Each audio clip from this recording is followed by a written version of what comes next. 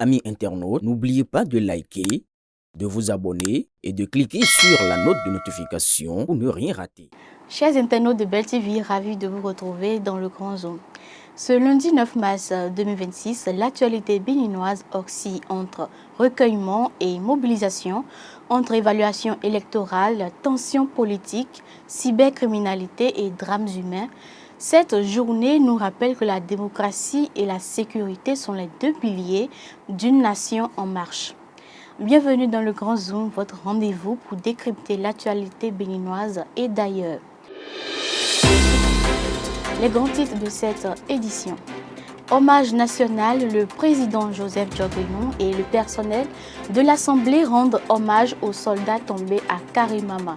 Démocratie, la Cour constitutionnelle évalue les législatives de 2026 pour préparer la présidentielle. Société, la Journée internationale des droits des femmes célébrée à Cotonou appelle à la mobilisation citoyenne. Politique, Basile Rossi déballe tout sur les tensions internes au Parti des démocrates après le départ de Boniaï. Tout de suite, le développement de ces titres. Hommage national à l'Assemblée, 1 minute de silence pour les soldats tombés à Karimama. La cérémonie hebdomadaire de montée des couleurs au palais des gouverneurs à Porto Novo a revêtu ce lundi matin un caractère particulièrement solennel. À l'initiative du président de l'Assemblée nationale, le professeur Joseph Fifame Dioguénou, le personnel militaire et civil de l'institution a observé 1 minute de silence en mémoire des soldats béninois tombés lors de l'attaque terroriste survenue dans la nuit du 4 au 6 mars 2026. L'attaque a visé un camp militaire situé près du village de Kofounou dans la commune de Karimama, à une quinzaine de kilomètres de la frontière nigérienne et à environ 700 kilomètres de Cotonou. Selon le porte-parole de l'armée, le colonel James Johnson, l'attaque a fait 15 morts et 5 blessés parmi les forces de défense et de sécurité. Par cet acte empreint de gravité et de solidarité nationale, l'Assemblée nationale a tenu à témoigner sa compassion aux familles des victimes et son soutien aux forces engagées dans la protection du territoire national.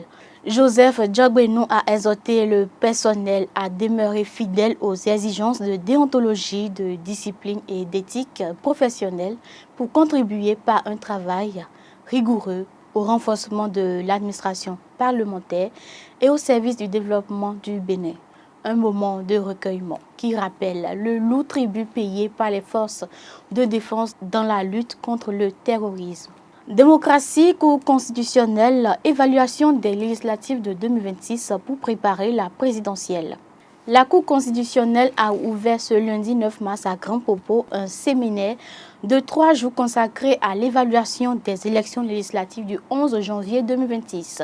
Conseillers, cadres de la haute juridiction et rapporteurs adjoints prennent part à cette rencontre dont l'objectif est de tirer les enseignements de la gestion du contentieux électoral afin d'améliorer les futures consultations, notamment l'élection présidentielle du 12 avril prochain. La cérémonie a été présidée par le vice-président de la Cour, Maître Nicolas Assoba, représentant le président Kossi Dorothée Sosa empêché. Il a rappelé que les articles 81, 114 et 117 de la Constitution ainsi que les articles 103 et 110 du Code électoral confèrent à la Cour la compétence souveraine pour statuer sur la validité des élections, trancher les contentieux et juger de la régularité des opérations. La haute juridiction a pleinement assumé ses prérogatives lors des législatives et communales du 11 janvier, garantissant transparence et crédibilité. La proclamation définitive des résultats a eu lieu le 19 janvier et les députés de la 10e législature ont été installés le 8 février. Selon le secrétaire général Maître Romuald Higro Tori, il s'agit de dresser les bilans financiers, juridictionnels, logistiques et moraux, relever les difficultés, mettre en lumière les forces et faiblesses et formuler des recommandations concrètes pour renforcer l'efficacité des prochaines échéances. 3 communications majeures ont marqué la première journée. Un rapport juridictionnel présenté par Maître Sidi Latif, un rapport organisationnel, logistique et financier exposé par Madame Chabi Douarou Boni Abibatou. Un troisième rapport sur la passation des marchés publics présenté par Maître Gildas Awissoussi. Les travaux se poursuivent ce mardi avec les rapports sur le traitement informatique des résultats, le rapport moral, la synthèse des missions d'observation et celui des rapporteurs adjoints.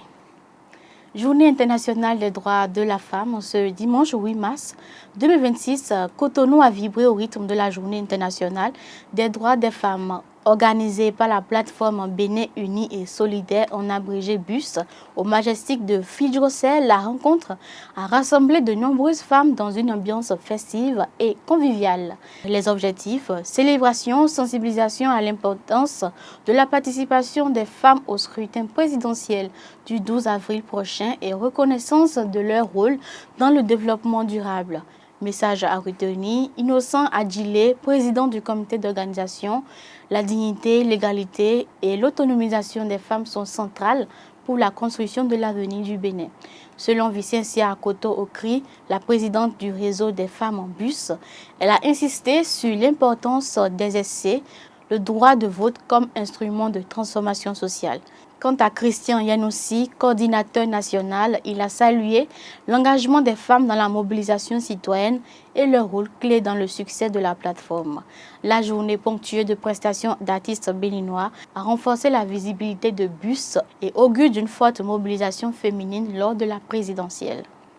Parlons politique à présent. Basile Arrossi déballe tout sur les tensions internes au parti Les Démocrates. Invité de l'émission hebdomadaire Zone Franche sur Canal 3 Bénin, ce dimanche 8 mars, l'ancien député Basile Arrossi a livré une analyse sans concession de l'actualité politique nationale marquée par la démission surprise de Thomas Boni-Yayi de la tête du parti Les Démocrates, un départ jugé tardif et une gestion contestée. Pour Basile Arrossi, le retrait de l'ancien chef de l'État aurait dû intervenir bien plus tôt. Selon lui, les relations conflictuelles entre Boni-Yayi et l'actuel président Patrice Talon ont fini par paralyser les activités de la formation politique.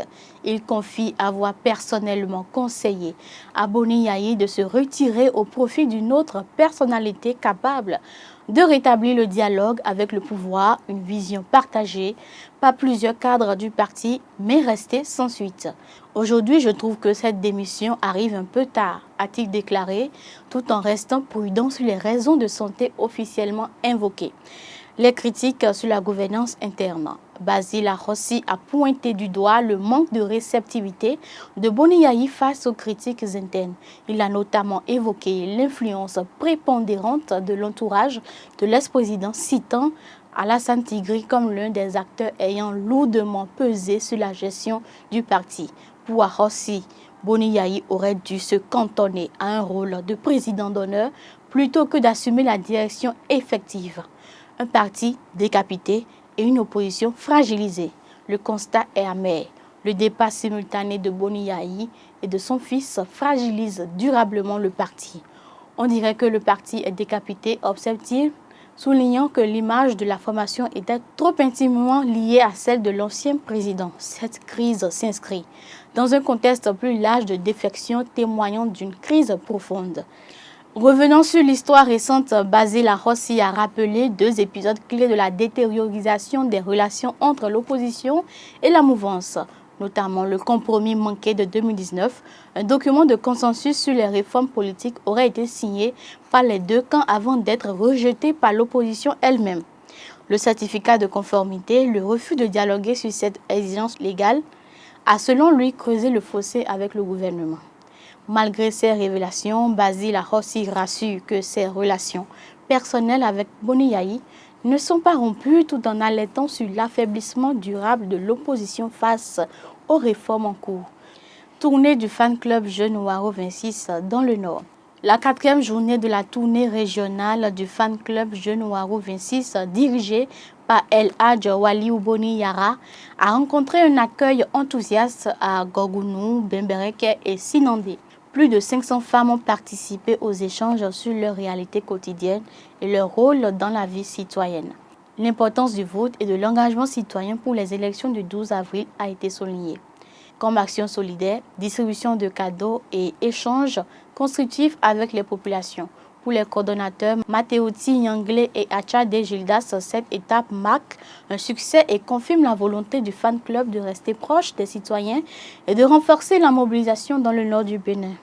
Sécurité, 7 cybercriminels arrêtés à Abomey-Calavi. Le Centre national d'investigation numérique, en abrégé CNIN, a mené ce week-end une opération visant des individus impliqués dans des activités de cybercriminalité. L'arrestation de 7 personnes est saisie d'ordinateurs, téléphones, dispositifs de connexion Internet, motos et autres matériels. Les suspects seront présentés au procureur spécial de la Criette pour déterminer les charges retenues.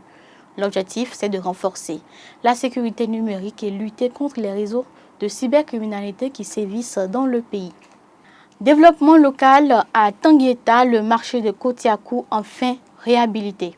Après 2 ans de blocage, le marché de Kotiakou dans la commune de Tanguieta sera bientôt réhabilité grâce à une médiation réussie du maire Aboubakar Noma. Un conflit entre habitants sur le site de réhabilitation avait paralysé le projet. Le dialogue et le consensus entre les parties ont permis de débloquer la situation. Le marché vital pour l'économie locale retrouvera son dynamisme et renforcera la vie communautaire. Une victoire de la diplomatie locale au service du développement. Sport à présent, la Fédération béninoise de football lance l'édition 2026 de la Coupe du Bénin. La Fédération béninoise de football a annoncé à travers une note circulaire du 6 mars l'ouverture officielle des inscriptions pour la prestigieuse Coupe du Bénin édition 2026. Public concerné, club de la Celtics Ligue 1 et 2, ainsi que les formations de la Ligue 3. La période d'inscription du 9 au 13 mars 2026 de 10h à 17h au siège de la Ligue professionnelle à Ménontin. Le tirage au sort est fixé au lundi 16 mars 2026 à 11h, également au siège de la Ligue professionnelle. Une fenêtre de tir très courte pour les clubs qui marque le début de l'effervescence pour les supporters et les acteurs du cuiron. Un tour à présent à l'international en Iran, Mojtaba Khamenei désigné nouveau guide suprême. Ce dimanche 8 mars, l'Assemblée des experts iranienne a nommé Mojtaba Khamenei nouveau guide suprême de la République islamique d'Iran. Cette succession intervient après la mort de son père Ali Khamenei en pleine guerre avec Israël et les États-Unis. Homme de l'ombre, influent au sein du corps des gardiens de la révolution islamique, il est considéré comme intransigeant et proche des factions radicales. Il doit faire face à une légitimité religieuse contestée et à la gestion d'un pays en guerre. Un tour en France, Nicolas Sarkozy confirmé à 6 mois de prison. Le tribunal correctionnel a confirmé ce lundi 9 mars que Nicolas Sarkozy, ancien président de la France, doit purger 6 mois de prison ferme dans l'affaire Big Million. Conteste sur factation liée à la campagne présidentielle de 2012. Situation, possibilité d'appel, cette peine ne se cumule pas avec celle du dossier Bismuth. Fait divers de cette édition, tragique accident à Kara, Copago en deuil. Un grave accident de circulation survenu le dimanche 8 mars à Kara, au Togo, a coûté la vie à une vingtaine de Béninois originaires de Copago dans le département de la Donga.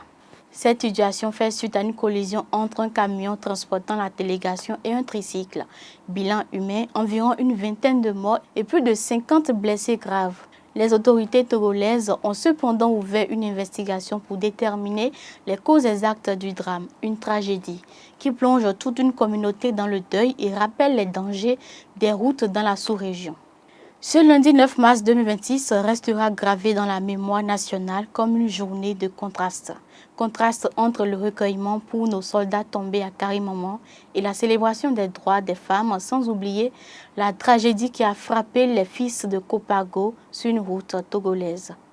Autant d'événements qui nous rappellent que la démocratie, la sécurité et la solidarité sont les piliers fragiles mais essentiels sur lesquels se construit jour après jour notre destin commun. Merci de nous avoir suivis dans le Grand Zoom de Bell TV. À très bientôt pour un nouveau décryptage de l'actualité.